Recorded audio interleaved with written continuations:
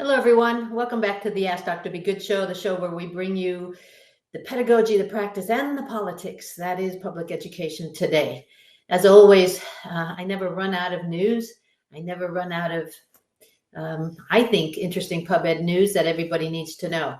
And as always, my hope is that I'm creating public education advocates in all of you, whether you're an educator, whether you're a parent, grandparent, or you have no kids, but understand the need to have an educated workforce down the road so that our future is brighter instead of not so bright, because our lack of funding for public education today will mean a lack of a good economic future tomorrow. So enough of my preaching. Let me go ahead and start with an article that caught my attention this week, and that is state test results are in. Are they useless? Now, state test results have been in for a while, right? They were taken in May in most cases, but the assessment statisticians, the experts, have gotten a hold of them, and this is an article dated October 21st, so it's relatively new information, and the title is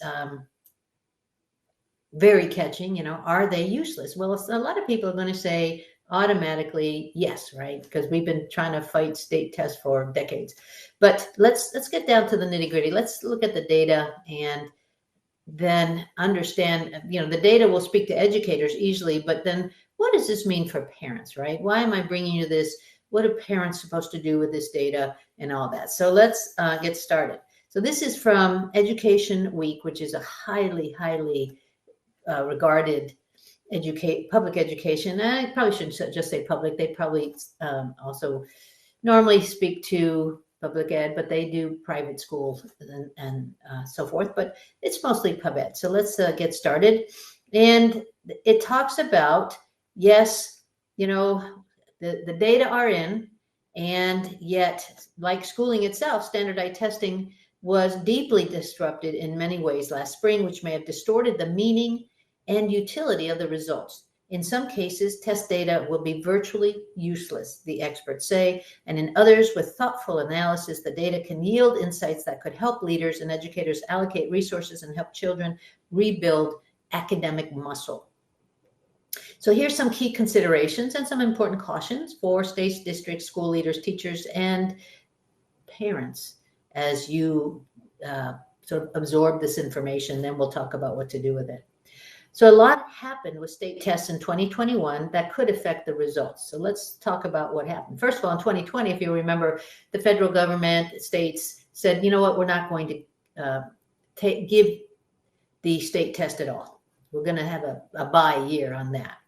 And I said the feds because the only way that states could have not given the test was if the federal government said it was okay, because much of the money that the states get from federal sources are tied to testing, and is tied to testing not only of regular grade levels, but ESL students, special ed students. So there's a lot of money that flows from the federal government, but a lot of strings attached. So let's understand how that piece works.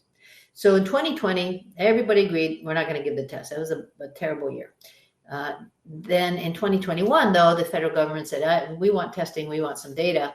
And so the states said, yes, we do too. And so everybody agreed that they had to give the test. Here's how testing looked across the country.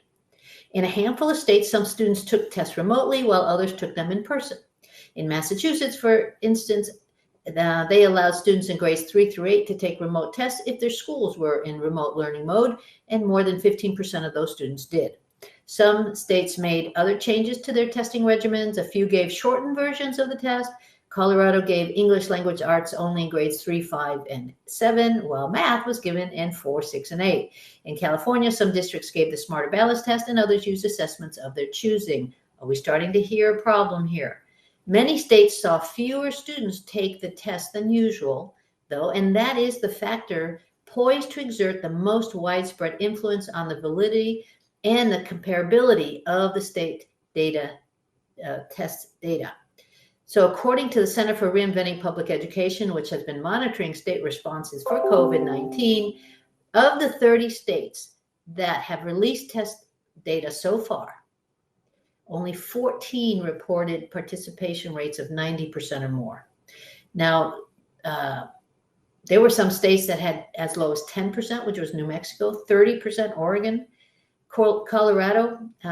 Participation rates in regions in Colorado varied from 51% to 88%. So, that's a problem, right? Especially with understanding that in the past, you had to have at least a 95% participation rate in a state or you got dinged. Districts got dinged, states got dinged. So you want to, we're used to having high participation, but last year was a mess. A number of factors fueled low participation rates, including many parents who chose not to send their kids into the school buildings to take the test. And certainly in Texas, we saw that. And schools likely felt less pressure to insist that students show up for testing since education department waived accountability rules that normally penalize schools for testing fewer than 95%. So there was a wide variety of the way that testing played out. And when you have that, it's really, really hard to get an accurate validity and comparability score within the state and within the states, within the nation, right? So there are always ways states can look at general patterns in state score data, do a higher level examination to help them think about how to best use federal funding for recovery. But they need to proceed with caution. The federal government requires states to report their ESL, their special ed, and some other groups' data.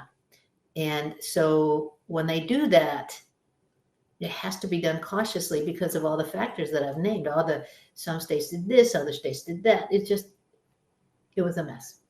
So key questions to ask before deciding how to use the data. Did any of our students take the test remotely? And that's important because those scores shouldn't be viewed as comparable to scores of kids who took it in person. That mode effect is a key tenet of assessment. Whether a student takes the test online or with paper and pencil can influence the results.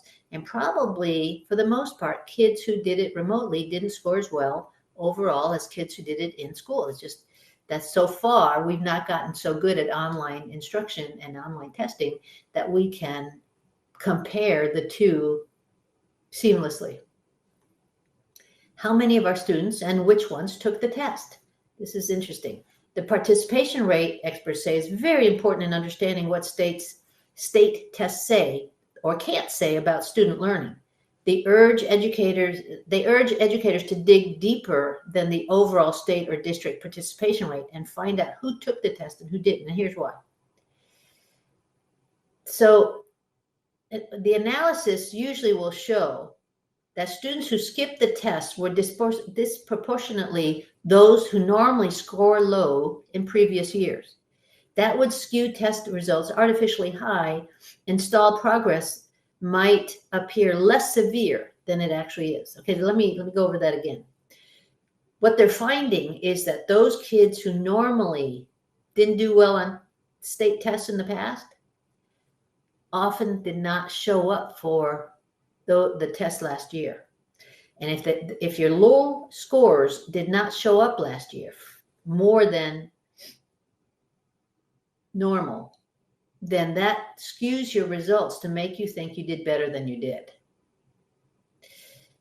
So it's likely that remote learners account for many missed tests, and it's become increasingly apparent during the pandemic that low-income Black and Latino students were far likelier to be learning remotely than other students. And emerging multi-state research on state test results is finding that COVID's impact on learning isn't concentrated in just the elementary schools or traditionally low-performing students. As early analysis of interim tests suggested, it's broader, affecting students at all grades and achievement levels. Enrollment declines, widely documented in many grades, can also play havoc with sound interpretation of test scores. Again, it's important to understand the academic and demographic profiles of who stopped coming to school. Because remember, one of the things I was reporting on a lot was many schools had less enrollment, right? High absenteeism, less kids who showed up to school. So all of that is impacting the test results, especially if you're comparing them to 2019. If you're not paying attention to how the population is changing, you're misinterpreting your scores, said Andrew Ho, a Harvard professor of education who focuses on assessment. He urges state leaders to perform a three-dimensional analysis of their test scores to ensure valid comparisons. This is done by separately comparing each group, the students who took the test, those who didn't, to only groups who performed similarly in the past. We've just got to avoid a naive analysis. I like the way that term, because that really, we probably could accuse several districts of naive analysis because they weren't maybe using this sophisticated of a lens. The danger here is that we report 2021 scores as observed in 2021 without doing any other analysis. People will want to compare them to 2019, and they're going to interpret the difference as the effect of COVID. But the pool of students who took the test in 2021 changed, and that requires a deeper analysis than in other years. So as you can hear, we need to make sure that we're understanding at a more sophisticated level the impact that COVID had on our student groups that led to needing to understand our state test result data in a more sophisticated way. Participation rates below 50% would make it tough to draw any meaningful conclusions from test results, said Marianne Perry, the president of Measurement in Practice, which advises states on test design and use. And Sean Reardon, who leads Stanford University project that analyzes the links between test scores and children's learning opportunities, said the insight into learning offered by last spring's test scores is very limited because of all the factors influencing scores. If you had a random sample of kids in the testing pool, and then that would be fine. But testing in 2021 wasn't random. Kids and families chose whether they took the test. Unless you have a lot of information to support a claim of comparability, I think that the default assumption for 2021 is that they're not comparable to 2019 test scores. I wouldn't draw too many conclusions based on them, and I'd use a lot of caveats. So you're hearing a lot of major experts saying, proceed with caution, right? So how can we, right? How can we use these? Well, so Ellen Fort, who's Chief Executive Officer and Chief Scientist at EdCount, which advises states and districts on testing, said that educators should bear in mind that millions of students, anxiety-riddled during COVID-19, were less motivated to do well on the test. Given that distortion and the fact that state tests are not designed to yield highly detailed pictures of student achievement, she wouldn't want to see student test scores used to make instructional decisions. These tests were designed for accountability, she said.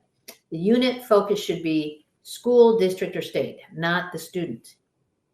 So parents, be thinking, has your school talked about using the state test from last year to help them with knowing how to proceed in, their interventions? Because what we're hearing is probably not so much. It also would behoove educators to understand more about the conditions in which students are learning, said Scott Marion, the executive director of the Center for Assessment, a consultant to states on testing. The organization has helped several states create student surveys that ask about things like their access to live stream instruction, how much they'd learned compared to the previous year. Teachers were asked, among other things, whether they'd been adequately supported with good professional development during the pandemic. So in a year like 2021, I think it's important, Marion said, if a child tested in 2021 under conditions similar to 2019, then the educators could probably make sound and very general inferences about whether she gained or lost ground these last 2 years. But what's missing is the why. Gathering other data from surveys, teacher observations, formative strategies, and interim assessments embedded in good curriculum can shed light on why my kids did poorly and what I might need to do differently. And that, that a lot of school districts are doing that. They're doing mini assessments. They're giving the MAP test 3 times a year, which helps educators with much more data than a state test. So, again, what does this mean for parents, right? So for parents, what this means is you've got to stay an advocate for your child. Now that you have this information about the state test, think back. Did your school, your teachers, have a meeting with you to talk about the impact that the state test had on that school, that grade level, that content area, and how they crafted a plan of action around it? Because if they did, was it naive analysis of the state test? Did they use any other measurements? Did they use last year's MAP tests, which would have given them probably a little bit more information than just the state test? Did your child not take the test? And so if they didn't take the test, how are they measuring what your child needs and what his or her instructional gaps are? Those are all really valid questions that really, if you haven't asked, need to be asked of your children's teachers. So put that on your radar, and I'll probably be putting those questions in the comment section so that you can have them and remember them. But really, remember, being an advocate for your child is just even more important now. I mean, it was always important, but understanding how your child is tested, how they use the test results, your child is being intervened with. Many states and many Title I schools were given millions of dollars in ESSER funds, which, we talked about ESSER funds, months ago now. And the ESSER funds were to be used specifically to help with COVID interventions. Some of you may remember in Texas, for example, and you've got to have groups of 3 kids per adult for tutoring if the child did not pass math and or science. So if they didn't pass either one, then they have to be in a group in math and a separate group for ELA reading. A group can be bigger than 3 if the parents of the bigger group, let's say 5 or 7, agree to the bigger group. But even a bigger group, which might be necessary because finding enough adults, think about that, folks, right? Finding enough tutors to tutor groups of 3 in 2 content areas for multiple grades, for multiple schools, for multiple districts, for multiple states, are at a premium, right? They're at a premium. And so it's okay to think, well, my child will be part of a group of 5 or 7. That's still a better group than 22 to 1, right? Or 30 or 35, which in some secondary grades are now that high. So that leads to my next topic, and that is the shortage that we have in schools. Last week I talked about the shortage, that perfect storm of not only burning out our teachers, not being able to find enough teachers from the beginning of the school year, and just teachers leaving mid-year. It's important to recognize and to really help us with. One of the things that we'll talk about in a later show is what you can do as far as advocacy with your politicians to increase the attractiveness of teaching. So we'll save that for another time. But what can you do now? Because we literally have never had so many teachers leaving mid-year as we do this year. And I also talked last week about school districts needing to do innovative things like hire virtual teachers that live anywhere around the world, really, who can teach the higher maths and the higher science, because we can't find enough of those teachers. And so districts are having to pay for somebody to be in the classroom. You remember that from last week? While then a remote teacher teaches the kids. So how can we keep our teachers happy this year? At least work towards that so that they feel supported, they feel heard, they feel, loved, because they need that too, right? I'm going to revert back to a document I created 2 or 3 months ago, and I'm going to go over it again because it's just, it's here. I'll put the link to it again in the comments, but here's ways to keep your teacher happy. You can send them weekly emails, or at least every couple of weeks, send them an email. How you doing? Thinking about you. Johnny really said he enjoyed his blank class, or when you did this project, or you did that experiment. If your child comes home saying something positive the teacher did, that should oftentimes, unless it happens every day, but most kids aren't doing that, right? But it happens every week or every other week. Pop that teacher an email and say, you know what, little Johnny came home today and said that he really enjoyed your science class. That science experiment was really made him think, and he really learned a lot. Man, that would make a teacher feel good. Another thing to do is stay positive with the teacher, even if the teacher's sending you a negative message. Be open to the feedback that the teacher is giving you about your child. I don't know how many of you are old enough to remember, but back 30, 40 years ago, if a teacher had something constructive to say about one's child, then parents were receptive to the information, and they then would talk to the child, and sometimes harshly, to make sure that child did not repeat that mistake or that behavior, right? That doesn't happen as much anymore. So be ready to partner more with your teacher. And, kids are acting a little off. Teachers feel a little burnout. And yeah, I know parents are too. But let's, since the teacher is in front of 22, 25, 35 kids, let's be considerate of them and try to stay positive.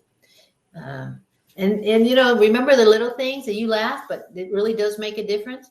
Pick your child up on time or drop them off on time so that they can not miss school, and they don't have to go through that having to miss part of a class and then having to make up the assignment and all that stuff.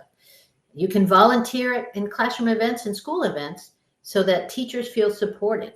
You can, if you haven't already, I hope you have, signed up for the PTO, PTA of your school.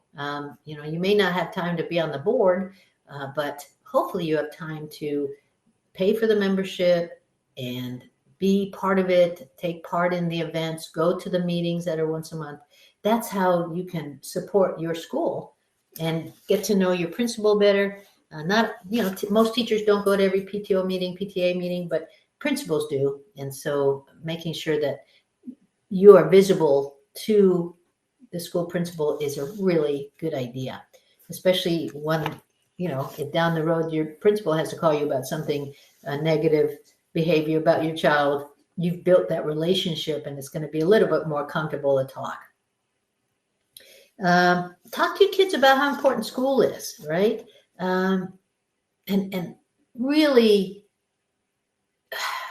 how school can impact their future in a negative or positive way with the energy and effort that they put into it. So, that's an ongoing conversation, certainly. And then that leads to college and career readiness and all that stuff. But if you haven't seen any of those podcasts, go back and look at those. I'm sure that I'll do more in the future.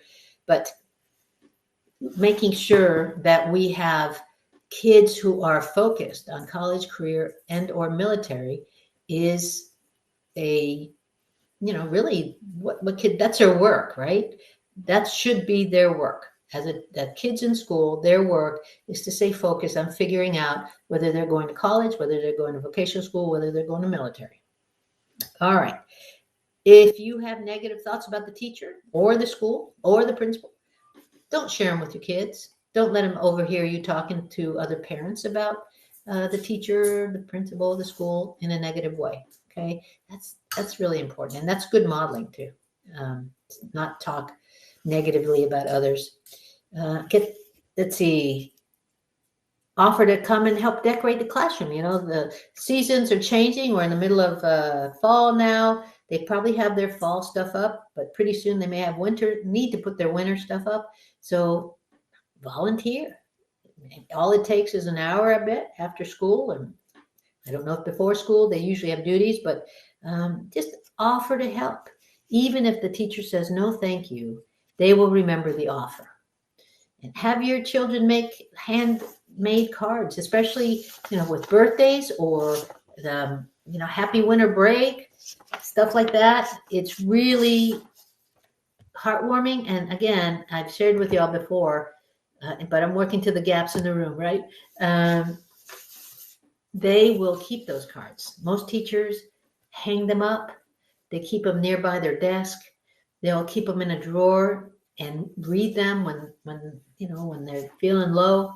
So let's fill that drawer, okay? And if you have cookies, brownies that are being made, I'm hoping that your kids are helping you make those fun desserts. Pack a little to go for the teacher, and see if that will brighten their day. And doing that, doesn't have to be all the time, but doing that several times a year. And imagine if several parents or all parents did things like have their kids write notes every once in a while, or a positive email from the parent, or bringing fun treats. Whether it doesn't have to be brownies or cookies, it can be a Krispy Kreme, it can be did I just say donuts? Oh no, I meant Rice Krispies, which is a little better, I guess.